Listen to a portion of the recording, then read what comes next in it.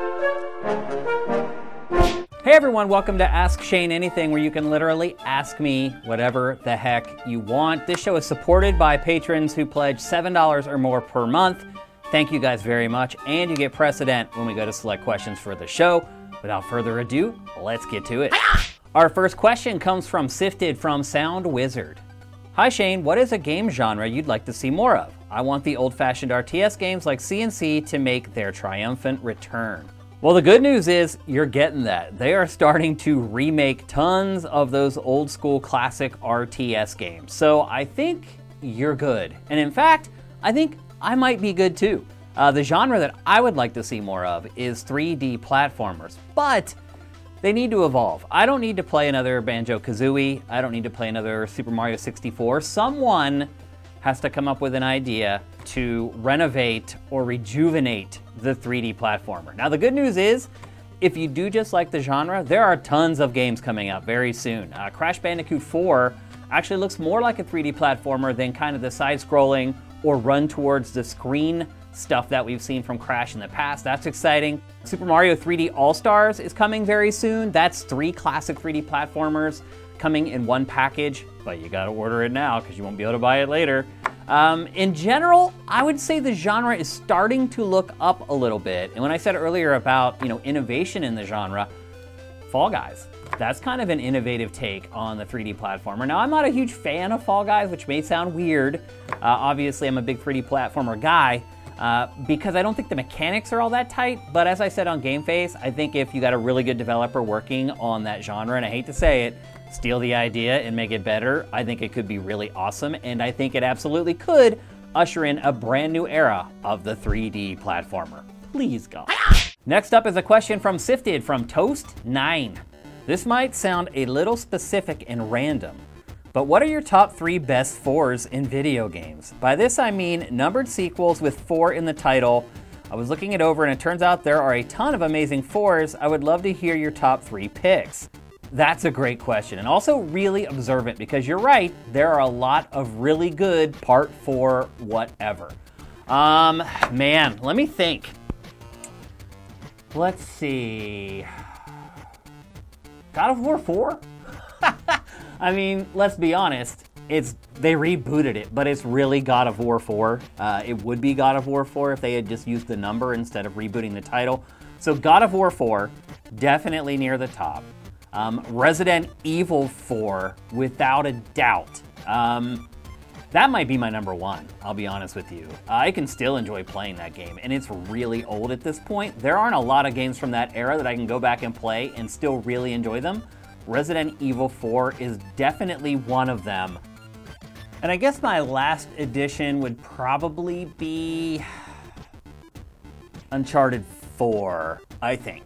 There are so many good third sequels for video game franchises. When I get to the third one, I'm kind of splitting hairs. So that would be in my third slot. Resident Evil 4 first, Uncharted 4 in third. Now, I totally get it. Most people don't believe Uncharted 4 is as good as Uncharted 2 or Uncharted 3, and I would maybe agree. I think if you look at all those games on an even keel, Uncharted 4 is undoubtedly the best game of the series. However, I think if you look at the point in time when the games were released, it's probably not the best, because Uncharted 2 and 3, it was a trailblazing franchise. Uncharted 4, it was almost kind of an also-ran. They're like, hey, here's Uncharted 4 in a higher resolution and more detail. But still, it was a great game. So I guess those would be my 3 picks for the best 4s in the history of video games.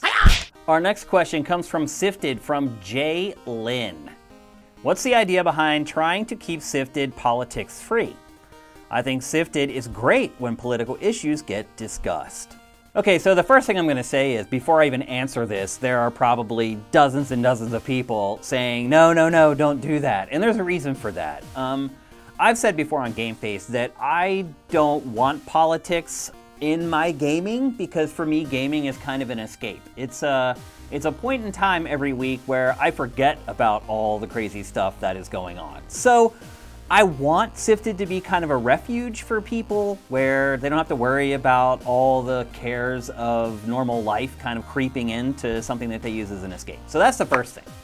The second thing is, and while I haven't kept my personal beliefs all that secret, to be perfectly honest with you, I think you guys understand kind of where I stand politically. I don't want it to become Colin's last stand. I guess it's the best way to put it. Colin was very smart. He used his political leanings, beliefs to generate an audience of people. And for those of you who don't know Colin, he is right-leaning, more conservative-leaning than I would say anyone else in the games media that I know personally. I'm sure there are other people who are even farther right than he is, but I just don't know them. Pretty much 99% of the people in games press are left-leaning, and he is the exception. But he was very smart in that he realized, hey, conservatives play games too. He has not been shy about sharing that, and I believe, knowing fully that it was going to garner him an audience. And that's, look, he's running his own business. He can do whatever he wants to make his business a success. I'm not begroaning him. I'm just going to explain why I would not do that. The reason I would not do that is because I don't want to shut out anybody. I don't hate people for their political beliefs. I may think that they're wrong or uninformed, but I don't hate them for it. I can't hate someone because they don't have 4 hours a day to research all the latest crap that's been happening with Trump. I just don't. And those people love games just like we do. Let's just be honest. They don't love games any less than we do just because they support some other political party. And I'm not the type of person who wants to exclude people, period. I am a gatherer. I am a person who tries to bring people together in pretty much every element of my life. And I don't feel like it would be genuine if Sifted wasn't that, if it didn't represent who I am as a person. And so I don't want to exclude anyone. I realize some of the things I say about politics may piss some people off. That's fair. I understand it. There are things that other people say about politics that really piss me off. So I totally get that. But I hope at the end of the day, everyone can understand that I don't begrudge someone for what they believe politically. And I'm not going to just turn to this, into this left-leaning website to try to get money. I'm just not. I am an independent, to be perfectly honest with you. I am not left-leaning or right-leaning. I know that sounds crazy, but I am what the center is at this point. I know that's hard to believe. And I have friends and family on both sides, and I wouldn't want them to not want to come to my website. So for me personally, there are some things that are not worth money, and that is sacrificing my integrity in things that I believe. And I believe in inclusion and bringing everybody in under the same tent. And so that's what Sifted's going to be. I realize it may be short-sighted and it may be more financially advantageous for us to pick a side and then kind of really push that, but I'm not going to do it. It's just not for me. All right, we have a fun question for the last one, and this is the last question from the last batch that you guys gave me. So that just shows you how great the questions were that you guys supplied last time. But with that in mind, we're going to be asking for new ones soon. But anyway, here's the last question from this week's show. It's from Jerry Gonzalez from Patreon. What was your favorite concert venue for punk shows or concerts in general? Mine include Maritime Hall in San Francisco, The Edge in Palo Alto, and Shoreline Amphitheater. Okay, Jerry, first of all, you're from California. And so the venues that you listed are all NorCal, Central California, SoCal, and I would totally understand. If I had grown up here, I would probably list the same venues that you did. However, I grew up on the East Coast, and that's where I went to punk and hardcore shows. If I had to say favorite venue, would I say the VFW on Oak Street in Carlisle, Pennsylvania? Like, you talk about venues, man. Like, I don't know what you're probably younger than me, but when I was going to punk and hardcore shows, they weren't in nice venues at all, man. They were literally in VFWs, Eagles clubs, like these little buildings where normally old retirees go to get hammered. That we would rent them out on the weekend, and that's where we would do our shows. So. Favorite venue, I would go to some big venues. I went to the 930 Club in DC.